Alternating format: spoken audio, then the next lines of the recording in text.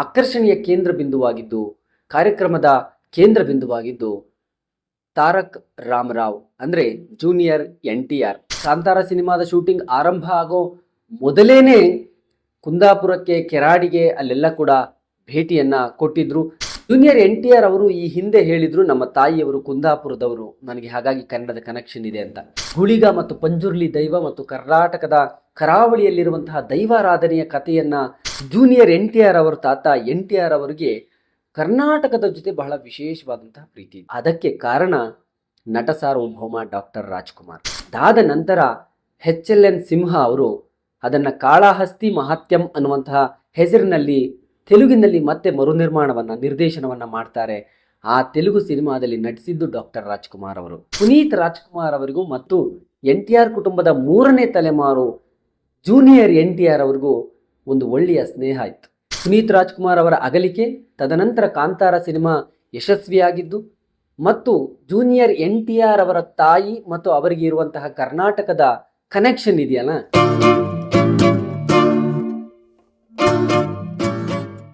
ನಮಸ್ಕಾರ, ಡೈಲಿ ಮಾಧ್ಯಮದ ಒಂದು ವಿಶೇಷ ವಿಡಿಯೋಗೆ ನಿಮಗೆಲ್ಲ ಆತ್ಮೀಯವಾದ ಸ್ವಾಗತ. ನಾನು ಅಶೋಕ್ ದಾವಣಗೆರೆ. ಸದ್ಯ ಚರ್ಚೆಯಲ್ಲಿರುವಂತಹ ಒಂದು ಸಿನಿಮಾ, ಕನ್ನಡದ ಸಿನಿಮಾ ಕಾಂತಾರ ಚಾಪ್ಟರ್ 1. ಹೊಂಬಾಳೆ ಬ್ಯಾನರ್ನಲ್ಲಿ ಬರ್ತಾ ಇರುವಂತಹ ಅತಿದೊಡ್ಡ cinema, pan India cinema. Rishab Shetty ಅವರು ನಟಿಸಿ ನಿರ್ದೇಶನ ಮಾಡಿರುವಂತಹ ಸಿನಿಮಾ. 7 ಭಾಷೆಗಳಲ್ಲಿ ಸಿನಿಮಾ ತೆರೆಗೆ ಬರ್ತಾ ಇದೆ. ಕಳೆದ 22ನೇ ತಾರೀಕು ಚಿತ್ರದ ಟ್ರೈಲರ್ ರಿಲೀಸ್ ಆಯಿತು. ಇನ್ನೇನು 3 ದಿನದಲ್ಲಿ ಕಾಂತಾರ ಸಿನಿಮಾ ತೆರೆಯ ಮೇಲೆ ಅಬ್ಬರಿಸುತ್ತೆ.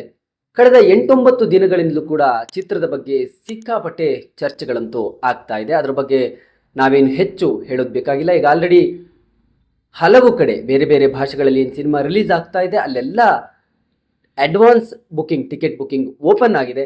ಸೊ ಸಿನಿಮಾಗೆ ಬಹಳ ಅದ್ಭುತವಾದಂತಹ ರೆಸ್ಪಾನ್ಸ್ ಸಿಗ್ತಾ ಇದೆ. ಇದು ಕನ್ನಡದಲ್ಲಿ ಅಷ್ಟೇ ಅಲ್ಲ, ಭಾರತೀಯ ಚಿತ್ರರಂಗದಲ್ಲಿ ಮತ್ತೊಂದು ದೊಡ್ಡ ಮೆಗಾ ಹಿಟ್ ಸಿನಿಮಾ ಆಗುತ್ತೆ.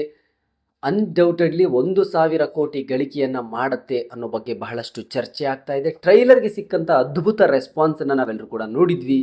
ಎಲ್ಲ ಭಾಷೆಗಳಲ್ಲೂ ಸೇರಿ ಈಗ ಆಲ್ರೆಡಿ ಎಷ್ಟು ಜನ ಈ ಒಂದು ಟ್ರೈಲರನ್ನು ನೋಡಿದ್ದಾರೆ ಅಂತ ಹೇಳಿದರೆ ದಿನದಿಂದ ದಿನಕ್ಕೆ ಆ ವೀಕ್ಷಣೆಯ ಸಂಖ್ಯೆ ಹೆಚ್ಚಾಗ್ತಾ ಇದೆ. ಎಸ್, ಕಾಂತಾರ ಚಾಪ್ಟರ್ 1 ಕ್ರಿಯೇಟ್ ಮಾಡಿರುವಂತಹ ಮ್ಯಾಜಿಕ್ ಅಂಥದ್ದು. ನಮ್ಮ ಮಣ್ಣಿನ ಕತೆ, ನಮ್ಮ ನೆಲದ ಕತೆ, ಒಂದು ದೈವಾರಾಧನೆಯ ಕತೆ ಇಷ್ಟು ದೊಡ್ಡ ಮಟ್ಟದಲ್ಲಿ ದೇಶ ವಿದೇಶಗಳಲ್ಲೂ ಕೂಡ ಸುದ್ದಿ ಮಾಡುತ್ತೆ. ಈ ಸಿನಿಮಾಗಾಗಿ ಪ್ರೇಕ್ಷಕರು ಕಾಯ್ತಾರೆ ಅಂತ ಹೇಳಿದ್ರೆ ಅದು ನಿಜಕ್ಕೂ ನಾವೆಲ್ಲರೂ ಕೂಡ ಹೆಮ್ಮೆ ಪಡುವಂತಹ ಸಂಗತಿ.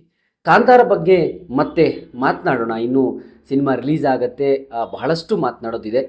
ಬಹಳ ಪ್ರಮುಖವಾಗಿ ನಾನೀಗ ಮಾತನಾಡಲಿಕ್ಕೆ ಬಂದಿದ್ದು ಸೆಪ್ಟೆಂಬರ್ 28ನೇ ತಾರೀಕು ಹೈದರಾಬಾದ್ನಲ್ಲಿ ಒಂದು ಇವೆಂಟ್ ನಡೀತು. ಅದು Kantara chapter 1 pre release event. So ಅಲ್ಲಿ ತೆಲುಗು ಆಡಿಯನ್ಸ್ಗೆ ಸಿನಿಮಾದ ಬಗ್ಗೆ ಮಾಹಿತಿ ಕೊಡೋದಕ್ಕೆ ಇವೆಂಟನ್ನು ಮಾಡಿದ್ರು. ಅಲ್ಲಿ ಬಹಳ ಪ್ರಮುಖವಾಗಿ ಆಕರ್ಷಣೆಯ ಕೇಂದ್ರ ಬಿಂದುವಾಗಿದ್ದು, ಕಾರ್ಯಕ್ರಮದ ಕೇಂದ್ರ ಬಿಂದುವಾಗಿದ್ದು ತಾರಕ್ ರಾಮರಾವ್ ಅಂದರೆ ಜೂನಿಯರ್ NTR. ಎಸ್, ಅಫ್ಕೋರ್ಸ್ ಕಳೆದ ಹಲವು ವರ್ಷಗಳಿಂದ, ಸ್ಪೆಷಲಿ ಕಾಂತಾರ ಬಂದ ನಂತರ ರಿಷಬ್ ಶೆಟ್ಟಿಯವರು ಮತ್ತು ಜೂನಿಯರ್ NTR ಅವರ ನಡುವೆ ಎಂತಹ ಸ್ನೇಹ ಸಂಬಂಧ ಬೆಳೆದಿದೆ ಅನ್ನೋದನ್ನು ನಾವೆಲ್ಲರೂ ಕೂಡ ಗಮನಿಸಿದ್ವಿ. ಕಾಂತಾರ ಹಿಟ್ ಆದ ನಂತರ ಜೂನಿಯರ್ NTR ಮತ್ತು ರಿಷಬ್ ಶೆಟ್ಟಿ ಅವರ ಸ್ನೇಹ, ಇಬ್ಬರ ನಡುವೆ ಆತ್ಮೀಯತೆ ಬೆಳೀತು. ನಿನ್ನೆ ನಡೆದಂತಹ ಇವೆಂಟ್ನಲ್ಲಿ ಜೂನಿಯರ್ NTR ಅವರು ಹೇಳಿರುವಂತಹ ಮಾತನ್ನ ನೋಡಿದಾಗ ನನಗೆ ಒಂದೆರಡು ಮೂರು ವಿಚಾರಗಳನ್ನು ಇಲ್ಲಿ ಪ್ರಸ್ತಾಪ ಮಾಡಬೇಕು ಅಂತ ಅನ್ನಿಸ್ತು. ಜೂನಿಯರ್ NTR ಅವರು ಕಾಂತಾರ ಸಿನಿಮಾಗೆ ಅಂದರೆ ಕಾಂತಾರ ಬಗ್ಗೆ, ಕಾಂತಾರ ಸಿನಿಮಾದ ಶೂಟಿಂಗ್ ಆರಂಭ ಆಗೋ ಮೊದಲೇನೆ ಕುಂದಾಪುರಕ್ಕೆ, ಕೆರಾಡಿಗೆ ಅಲ್ಲೆಲ್ಲ ಕೂಡ ಭೇಟಿಯನ್ನ ಕೊಟ್ಟಿದ್ರು. ಸ್ವತಃ ರಿಷಬ್ ಶೆಟ್ಟಿ ಅವರೇ ಅವರನ್ನು ಕರೆದುಕೊಂಡು ಹೋಗಿ ಅಲ್ಲಿ ದೇವಾಲಯಗಳಿಗೆ ಕರೆದುಕೊಂಡು ಹೋಗಿ ಅಲ್ಲಿ ಪೂಜೆಯನ್ನ ಮಾಡಿಸಿದ್ರು. ಎಲ್ಲವೂ ಕೂಡ ಆಗಿತ್ತು. ಅನೇಕ ಸಂದರ್ಭಗಳಲ್ಲಿ ಜೂನಿಯರ್ NTR ಅವರು ತಮ್ಮ ತಾಯಿಯ ಬಗ್ಗೆ ಮತ್ತು ಕರ್ನಾಟಕದ ಕನೆಕ್ಷನ್ ಬಗ್ಗೆ ಮತ್ತು ಕುಂದಾಪುರದ ಬಗ್ಗೆ, ಕರ್ನಾಟಕದ ಕರಾವಳಿಯ ಬಗ್ಗೆ ಮಾತನಾಡಿದ್ದಿದೆ. ಸೊ ನಿನ್ನೆಯೂ ಕೂಡ ಅದೇ ಮಾತನ್ನು ಅವರು ಹೇಳಿದರು. ಬಹಳ ಪ್ರಮುಖವಾಗಿ ಟ್ರೈಲರ್ ನೋಡಿದ ನಂತರ ಈ ಒಂದು ದೈವಾರಾಧನೆಯ ಕತೆ, ಗುಳಿಗ ಪಂಜುರ್ಲಿ, ಈ ದೈವಾರಾಧನೆಯ ಪದ್ಧತಿ ಏನಿದೆ, ಈ ಸಿನಿಮಾವನ್ನ ಮಾಡಲಿಕ್ಕೆ, ಬಹುಶಃ ಈ ಥರದೊಂದು ಸಿನಿಮಾ ಮಾಡಲಿಕ್ಕೆ ರಿಷಬ್ ಶೆಟ್ಟಿ ಅವರಿಗೆ ಮಾತ್ರ ಸಾಧ್ಯ ಅನ್ನುವಂತಹ ಮಾತನ್ನು ಹೇಳಿದರು. ಅದರ ಜೊತೆಗೆ ಜೂನಿಯರ್ NTR ಅವರು ಈ ಹಿಂದೆ ಹೇಳಿದ್ರು, ನಮ್ಮ ತಾಯಿಯವರು ಕುಂದಾಪುರದವರು, ನನಗೆ ಹಾಗಾಗಿ ಕನ್ನಡದ ಕನೆಕ್ಷನ್ ಇದೆ ಅಂತ.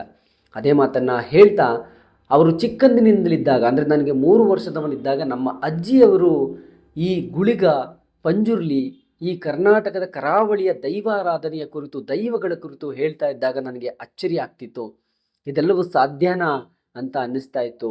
ಆ ರೀತಿಯ ಕಥೆಗಳನ್ನು ಕೇಳ್ತಾ ಬೆಳೆದವನು ನಾನು. ಹಾಗಾಗಿ ಈ ದೈವಾರಾಧನೆಯ ಬಗ್ಗೆ ನನಗೊಂದು ವಿಶೇಷವಾದಂತಹ ಕುತೂಹಲ ಇದ್ದೇ ಇತ್ತು. ನಮ್ಮ ತಾಯಿಯವರು ಕೂಡ ಇದ್ರ ಬಗ್ಗೆ ಹೇಳ್ತಾ ಇದ್ರು ಅನ್ನುವಂಥದ್ದು. ಸೊ ಈಗ ಕಾಂತಾರ ಚಾಪ್ಟರ್ 1ನಲ್ಲಿ ಇದನ್ನೆಲ್ಲ ನೋಡುವಾಗ ನನಗೆ ನಿಜಕ್ಕೂ ಮೈ ರೋಮಾಂಚನ ಆಗುತ್ತೆ, ಆಶ್ಚರ್ಯ ಆಗುತ್ತೆ ಅನ್ನುವಂತಹ ಮಾತನ್ನು ಅವರು ಹೇಳಿದ್ದಾರೆ. ಗುಳಿಗ ಮತ್ತು ಪಂಜುರ್ಲಿ ದೈವ ಮತ್ತು ಕರ್ನಾಟಕದ ಕರಾವಳಿಯಲ್ಲಿರುವಂತಹ ದೈವಾರಾಧನೆಯ ಕಥೆಯನ್ನು ನಾವು ಕಾಂತಾರ ಚಾಪ್ಟರ್ 1ನಲ್ಲಿ ನೋಡ್ಬೋದು, ನೀವೆಲ್ಲರೂ ಕೂಡ ನೋಡಿ ಅನ್ನುವಂತಹ ಮಾತನ್ನು ಹೇಳಿದ್ದಾರೆ. ಅದರ ಜೊತೆಗೆ ನಮ್ಮ ತಾಯಿಯವರ ಕನಸನ್ನು, ಅಂದರೆ ಅಲ್ಲಿ ದೇವಾಲಯಗಳಿಗೆ ಭೇಟಿ ನೀಡೋದು ಮತ್ತು ದೈವಾರಾಧನೆಯಲ್ಲಿ ಪಾಲ್ಗೊಳ್ಳೋದು ನಮ್ಮ ತಾಯಿಯವರ ಕನಸು, ಬಹುವರ್ಷಗಳ ಕನಸಾಗಿತ್ತು. ಅದನ್ನು ರಿಷಬ್ ಶೆಟ್ಟಿ ಅವರು ಈಡೇರಿಸಿದ್ರು ಅನ್ನುವಂಥದ್ದು. ಒಂದು ರೀತಿ ಇದು ಅಣ್ಣ ತಮ್ಮಂದಿರ ಬಾಂಧವ್ಯ ಅನ್ನೋ ರೀತಿಯಲ್ಲಿ ಕಾಣಿಸ್ತಾ ಇದೆ. ಇನ್ನೊಂದು ವಿಚಾರ ಇಲ್ಲಿ ಬಹಳ ಪ್ರಮುಖವಾಗಿ ಉಲ್ಲೇಖ ಮಾಡಬೇಕು ಅಂತ ಅನಿಸೋದು, ಜೂನಿಯರ್ NTR ಅವರ ತಾತ NTR ಅವರಿಗೆ ಕರ್ನಾಟಕದ ಜೊತೆ ಬಹಳ ವಿಶೇಷವಾದಂತಹ ಪ್ರೀತಿ ಇತ್ತು, ಕರ್ನಾಟಕದ ಮೇಲೆ ಬಹಳ ವಿಶೇಷವಾದಂತಹ ಪ್ರೀತಿ ಇತ್ತು. ಅದಕ್ಕೆ ಕಾರಣ ನಟ ಸಾರ್ವಭೌಮ ಡಾಕ್ಟರ್ ರಾಜ್ಕುಮಾರ್. ಡಾಕ್ಟರ್ ರಾಜ್ಕುಮಾರ್ ಅವರು ಕರ್ನಾಟಕದಲ್ಲಿ ಬಹಳ ದೊಡ್ಡ ಹೆಸರನ್ನು ಮಾಡಿ ನಟ ಸಾರ್ವಭೌಮ ಆಗಿ ಶಿಖರಕ್ಕೆ ಏರಿ ಕೂರ್ತಾರೆ. ಮತ್ತೊಂದು ಕಡೆ ತೆಲುಗು ಚಿತ್ರರಂಗದಲ್ಲಿ NTR ಅವರು ಬಹಳ ದೊಡ್ಡ ಹೆಸರನ್ನು ಮಾಡಿ ಅವರು ಅಲ್ಲಿ ತೆಲುಗು ಚಿತ್ರರಂಗವನ್ನು ರೆಪ್ರೆಸೆಂಟ್ ಮಾಡ್ತಾರೆ. ಒಂದು ವಿಚಾರ ಏನಂತ ಹೇಳಿದರೆ, ಡಾಕ್ಟರ್ ರಾಜ್ಕುಮಾರ್ ಅವರು ಬೇಡರ ಕಣ್ಣಪ್ಪ ಸಿನಿಮಾ ಮಾಡುವ ಮೊದಲೇ NTR ಅವರು ತೆಲುಗು ಚಿತ್ರರಂಗದಲ್ಲಿ ಬಹಳ ದೊಡ್ಡ ಹೆಸರನ್ನು ಸಂಪಾದಿಸಿದಂಥವರು. ಆಗ ಅವರಿಗೆ ಬೇಡರ ಕಣ್ಣಪ್ಪ ಅನ್ನುವಂತಹ ಸಿನಿಮಾವನ್ನು ತೆಲುಗಿನಲ್ಲಿ ಮಾಡಬೇಕು, ಈ ಪಾತ್ರವನ್ನು ನೀವು ಮಾಡಿ ಅಂತೇಳಿ ಸಿನಿಮಾದ ನಿರ್ದೇಶಕರು HLN ಸಿಂಹ ಅವರು ಕೇಳಿದಾಗ ಆ ಸಿನಿಮಾವನ್ನು ನೋಡಿದಂತಹ NTR ಅವರು ಒಂದು ಮಾತನ್ನು ಹೇಳ್ತಾರೆ, ಬೇಡರ ಕಣ್ಣಪ್ಪ ಸಿನಿಮಾದಲ್ಲಿ ಕಣ್ಣಪ್ಪನ ಪಾತ್ರವನ್ನು ಮಾಡಿರುವಂತಹ ರಾಜ್ಕುಮಾರ್ ಎಷ್ಟು ಅದ್ಭುತವಾಗಿ ನಟಿಸಿದ್ದಾರೆ. ಒಬ್ಬ ಯುವ ನಟ ಮೊದಲ ಚಿತ್ರದಲ್ಲಿ ಇಷ್ಟು ಅದ್ಭುತವಾಗಿ ಗಮನಾರ್ಹವಾಗಿ ಅಭಿನಯಿಸಿದ್ದಾರೆ, ಅಷ್ಟು ಅದ್ಭುತವಾಗಿ ನನಗೆ ನಟಿಸೋದಕ್ಕೆ ಸಾಧ್ಯ ಇಲ್ಲ.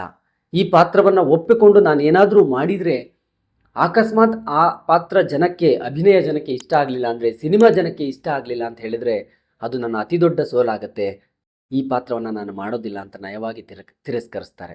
ಅದಾದ ನಂತರ HLN ಸಿಂಹ ಅವರು ಅದನ್ನು ಕಾಳಹಸ್ತಿ ಮಹಾತ್ಯಂ ಅನ್ನುವಂತಹ ಹೆಸರಿನಲ್ಲಿ ತೆಲುಗಿನಲ್ಲಿ ಮತ್ತೆ ಮರುನಿರ್ಮಾಣವನ್ನು, ನಿರ್ದೇಶನವನ್ನು ಮಾಡ್ತಾರೆ.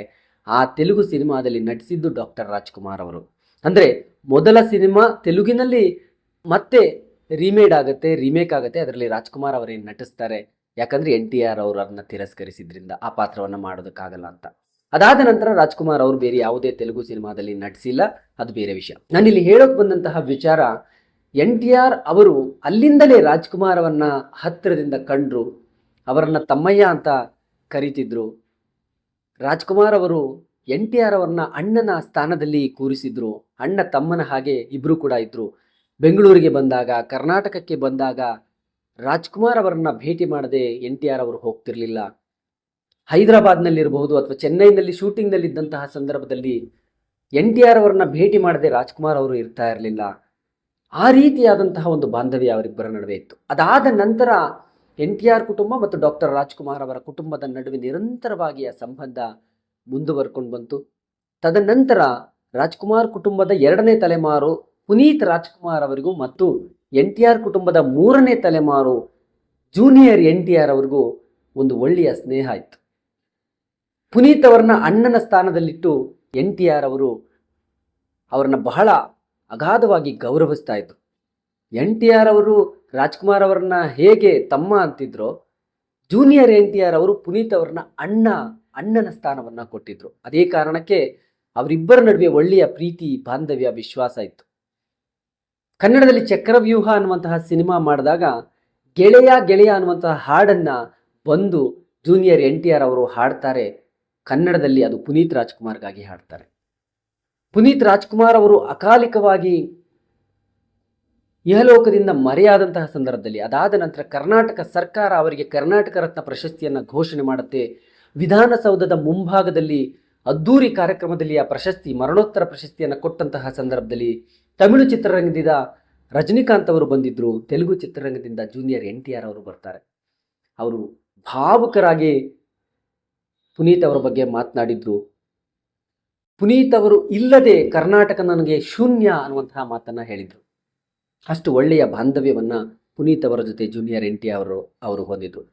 ಬಹುಶಃ ಪುನೀತ್ ಅವರನ್ನ ಹೊರತುಪಡಿಸಿದರೆ ಕರ್ನಾಟಕದ ಯಾವ ಹೀರೋಗಳ ಜೊತೆಯಲ್ಲೂ ಕೂಡ ಅವರಿಗೆ ಅಂತಹ ಆತ್ಮೀಯ ಒಡನಾಟ ಇರಲಿಲ್ಲ. ಚಿತ್ರರಂಗ ಅಂದಾಗ ಹಾಯ್ ಬಾಯ್ ಅಥವಾ ಎಲ್ಲಾದರೂ ಸಿಕ್ಕಾಗ ಮಾತನಾಡುವಂಥದ್ದು ಇರುತ್ತೆ. ಆದರೆ ಪುನೀತ್ ರಾಜ್ಕುಮಾರ್ ಅವರ ಜೊತೆ ಇದ್ದಂತಹ ಒಡನಾಟ, ಆತ್ಮೀಯತೆ, ಆಳವಾದಂತಹ ಒಂದು ಬಾಂಧವ್ಯ ಏನಿತ್ತು ಅದು ಯಾರ ಜೊತೆಯಲ್ಲೂ ಕೂಡ ಇರಲಿಲ್ಲ. ಅವರ ಅಕಾಲಿಕ ಅಗಲಿಕೆಯ ನಂತರ ಆ ಸ್ಥಾನಕ್ಕೆ ಬಂದು ಬಹುಶಃ ರಿಷಬ್ ಶೆಟ್ಟಿ ಅವರು ಕೂತ್ರ ಅಂತ ಅನಿಸುತ್ತೆ. ಪುನೀತ್ ರಾಜ್ಕುಮಾರ್ ಅವರ ಅಗಲಿಕೆ, ತದನಂತರ ಕಾಂತಾರ ಸಿನಿಮಾ ಯಶಸ್ವಿಯಾಗಿದ್ದು ಮತ್ತು ಜೂನಿಯರ್ NTR ಅವರ ತಾಯಿ ಮತ್ತು ಅವರಿಗೆ ಇರುವಂತಹ ಕರ್ನಾಟಕದ ಕನೆಕ್ಷನ್ ಇದೆಯಲ್ಲ, ಅದೆಲ್ಲವೂ ಎಲ್ಲೋ ಒಂದು ಕಡೆ ಪುನೀತ್ ಅವರ ನಂತರ ಆ ಸ್ಥಾನವನ್ನು, ತಮ್ಮನ ಸ್ಥಾನವನ್ನು ರಿಷಬ್ ಶೆಟ್ಟಿ ಅವರು, ಪುನೀತ್ ಅವರನ್ನ ಅಣ್ಣ ಅಂತ ಕರಿತಿದ್ದು ಜೂನಿಯರ್ NTR, ಈಗ ರಿಷಬ್ ಶೆಟ್ಟಿ ಅವ್ರನ್ನ ಒಂದು ರೀತಿ ತಮ್ಮನ ಸ್ಥಾನದಲ್ಲಿ ಇಟ್ಟಿದ್ದಾರೆ. ಸೊ ಎಲ್ಲೇ ಹೋದರೂ ಕೂಡ ಕರ್ನಾಟಕದ ಬಗ್ಗೆ ಮಾತನಾಡುವಂತಹ ಜೂನಿಯರ್ NTR ಅವರು ಈಗ ರಿಷಬ್ ಶೆಟ್ಟಿ ಅವರು ಮತ್ತು ಅವರು ಕಾಂತಾರ ಸಿನಿಮಾ ಬಗ್ಗೆ ಮಾತನಾಡ್ತಾರೆ. ತಮ್ಮ ಕರ್ನಾಟಕದ ಜೊತೆಗಿನ ಒಡನಾಟವನ್ನು, ಕರ್ನಾಟಕದ ಬಗ್ಗೆ, ಕನ್ನಡ ಭಾಷೆಯ ಬಗ್ಗೆ ಇರುವಂತಹ ಪ್ರೀತಿಯನ್ನು ವ್ಯಕ್ತಪಡಿಸ್ತಾರೆ. ನಿನ್ನೆಯೂ ಕೂಡ Kantara chapter 1 pre release event ಹೈದರಾಬಾದ್ನಲ್ಲಿ ಏನು ನಡೀತು ಅಲ್ಲಿಯೂ ಕೂಡ ಅವರ ಕನ್ನಡ ಪ್ರೀತಿ ಎದ್ದು ಕಾಣಿಸ್ತು. ಕರ್ನಾಟಕಕ್ಕೆ ಬಂದಾಗಲೆಲ್ಲ ಅವರು ಕನ್ನಡದಲ್ಲಿ ಮಾತನಾಡ್ತಾರೆ. ನನಗೆ ಆ ವಿಚಾರದಲ್ಲಿ ಜೂನಿಯರ್ NTR ಬಹಳವಾಗಿ ಇಷ್ಟವಾಗ್ತಾರೆ.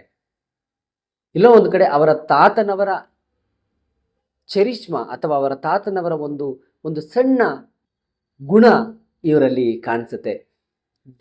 NTR ಅವರು ಆಂಧ್ರದಲ್ಲಿ ಬಹಳ ದೊಡ್ಡ ಹೆಸರನ್ನು ಸಿನಿಮಾ ರಂಗದಲ್ಲಿ ಮತ್ತು ರಾಜಕೀಯ ರಂಗದಲ್ಲಿ ಮಾಡಿದ್ರೂ ಕೂಡ ರಾಜ್ಕುಮಾರ್ ಅವರ ವಿಚಾರ ಬಂದಾಗ ಅವರು ತುಂಬ ಎಮೋಷ್ನಲ್ ಆಗ್ತಿದ್ರು, ತುಂಬ ಮೃದು ಸ್ವಭಾವದವರಾಗಿ ಮಾತನಾಡ್ತಿದ್ರು. ತಮ್ಮಯ್ಯ ಅಣ್ಣಯ್ಯ ಅನ್ನುವಂತಹ ಸಂಬಂಧ ಏನಿತ್ತು ಅದು ಅಪ್ಪು ಅವರು ಮತ್ತು ಜೂನಿಯರ್ NTR ಅವರ ನಡುವೆ ಕಂಟಿನ್ಯೂ ಆಗಿತ್ತು. ಅಪ್ಪು ಅವರ ಅನುಪಸ್ಥಿತಿಯಲ್ಲಿ ಜೂನಿಯರ್ NTR ಅವರಿಗೆ ಅಣ್ಣನ ಸ್ಥಾನ ಖಾಲಿಯಾಯಿತು. ಆದರೆ ತಮ್ಮನ ಸ್ಥಾನದಲ್ಲಿ ರಿಷಬ್ ಶೆಟ್ಟಿ ಅವರು ಬಂದಿದ್ದಾರೆ. ಇವರಿಬ್ಬರ ಸಂಬಂಧ ಹೀಗೆ ಮುಂದುವರಿಲಿ. ಸೊ ಕನ್ನಡದಲ್ಲಿ ಮುಂದಿನ ದಿನಗಳಲ್ಲಿ ಜೂನಿಯರ್ NTR ಅವರು ಕೂಡ ನಟಿಸುವಂತಾಗಲಿ ಅಂತ ಹೇಳ್ತಾ ಈ ಒಂದು ವಿಡಿಯೋವನ್ನು ಮುಗಿಸ್ತಾ ಇದ್ದೀವಿ. Thank you. ನಮಸ್ಕಾರ, ನಾನು ನಿಮ್ಮ ಸುಕೃತ ವಾಗ್ಲೆ. ಡೈಲಿ ಮಾಧ್ಯಮ ಇವರ ಯೂಟ್ಯೂಬ್ ಚಾನಲ್ನ ನೀವು ಸಬ್ಸ್ಕ್ರೈಬ್ ಮಾಡಿ, ಹಾಗೂ ನಮ್ಮ ಕನ್ನಡ ಇಂಡಸ್ಟ್ರಿ ಬಗ್ಗೆ ಅಥವಾ ಯಾವುದೇ ನ್ಯೂಸ್ ನಿಮಗೆ ಲೇಟೆಸ್ಟ್ ಆಗಬೇಕಂದ್ರೆ ಇವರನ್ನ ಫಾಲೋ ಮಾಡಿ, ಲೈಕ್ ಮಾಡಿ. ಇನ್ಸ್ಟಾಗ್ರಾಮಲ್ಲೂ ಫೇಸ್ಬುಕ್ಕಲ್ಲೂ ಇದ್ದಾರೆ. So all the best.